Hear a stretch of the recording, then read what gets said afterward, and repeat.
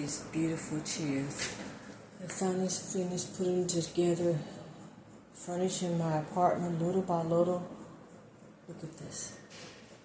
Beautiful. I'm just so proud of myself and the workmanship and the quality of this chair.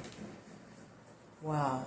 The only thing is, when putting the back together, you have to do a lot of shimmying to get those screws in those 4 holes.